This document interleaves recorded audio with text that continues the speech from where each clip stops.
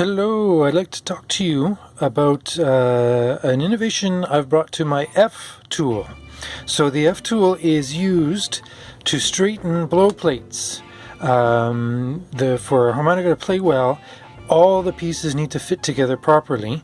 So the comb needs to be flat and the reed plates need to be flat. If the blow reed plate is curved this way or this way, it won't sit on the comb properly. There'll always be this air pocket, and for the harmonica to perform well, to feel well, it has to behave as though it's made out of one piece, has to have perfect contact between the comb and the reed plates, and you won't get that until you straighten the reed plates.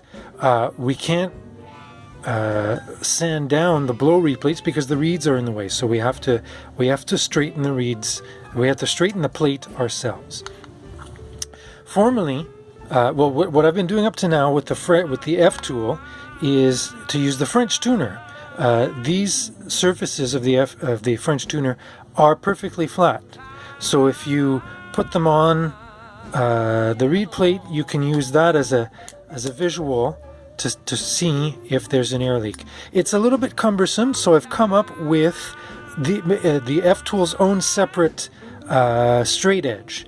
Now, there's a thin side and a thick side. It needs to be thick so that it keeps its shape. And the thin side is the only side that will fit in between the reeds.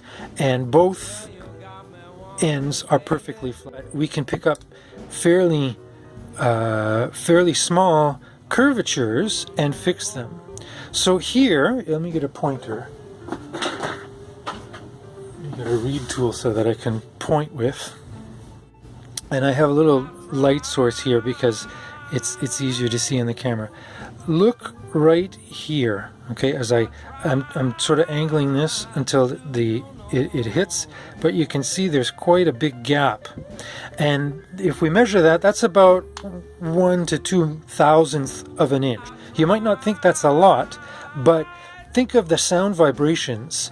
If there is just that smallest area that's not in contact, they're both going to vibrate at different frequency. Now sure, the screws, they push down and they might flatten it, but for the best results, it's best to just take care of these problems before you go any further. Obviously this is quite light. I've seen from the factory curves that are a lot larger. And the problem with that is if you don't address them, you sort of set the gaps one way, you put your harmonica together,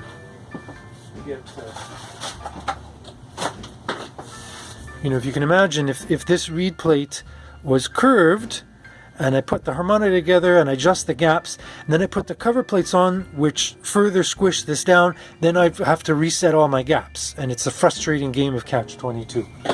So it's really best practice to just fix these from the get-go, one of the very first things you do, one of the very first interventions. So if, my eyes are getting to that point where it's sort of hard for me to focus in on something. So what you could do is find one of these anti-theft tags and cut it open, and inside you will find these really small shims. This is about 1/1000th of an inch thick. And if you can't really see, some of these are so bad that you can see a little shadow here. But if you can't see it with the naked eye, you could take the shim.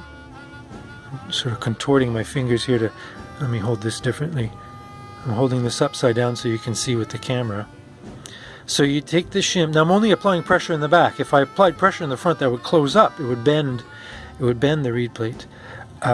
So I'm getting the shim in here, and I can see that it just very easily, it just goes, there's this air pocket. And likewise, if the reed plate was bowed in the other direction, we could use this to probe this area. Now it's not going in because it's nice and tight.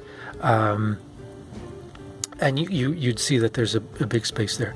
So we've determined that there's a slight bow going in this direction. Hold the reed plate with the rivet pads to your right. Take the F tool and position it in between the reed slots so you can see how that fits and how that hangs onto this side and applies pressure right in the middle of the reed pad. Now I took some pliers here and I put a little bit of electrical tape so I don't scratch the reed plates, and I'll just gently 4 or 5 little pushes to try to get that reed plate flat, curve it, to bend it, to get the bend, to unbend it basically. So here visually we're looking where I pointed out before. Can't see much. Let's use our little feeler. Now that just won't go. Now, did I overshoot and did I create a little air pocket here? Yes, I did. Look what I did. See, now I've overshot, but not to worry. What we do is we turn the reed plate over, put the F tool exactly the same way that we did before, and see how it sort of rides up on either rivet pad and it won't cause any damage. I'm going to use finger pressure here because it just requires a little bit of a correction. So I'm just going to put my knuckle and just give it one little squeeze.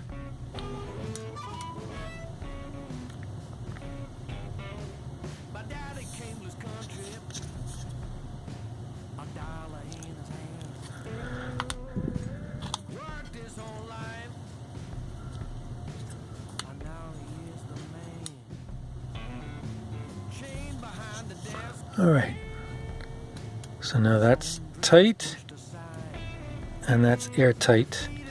Let me just sneak my fingers. I want to put my fingers as far back as possible. And we're probing. So good. So then you just move on down the reed plate and you check either visually or using the shim. Got a little hair in the way. That slot seems to be nice and snug. Let's look at this one. I see a little bit of an air space. Let's see with the shim. Yeah, there's a little bit of room there with the shim. So we're going to close that up. That's really small, so let's just try with finger pressure. The F tool is really short, so there's not a lot of leverage. So you either have to push pretty hard with your hands or pretty gently with a tool. So that one's nice and snug there. So, and you just go down the rivet plate. You should be able to do all 10 slots in about 10 or 15 minutes. And when you get really comfortable, it's just a matter of a couple of minutes. You can have pro level straightening of the blow reed plate with a lot of accuracy using the F tool and the new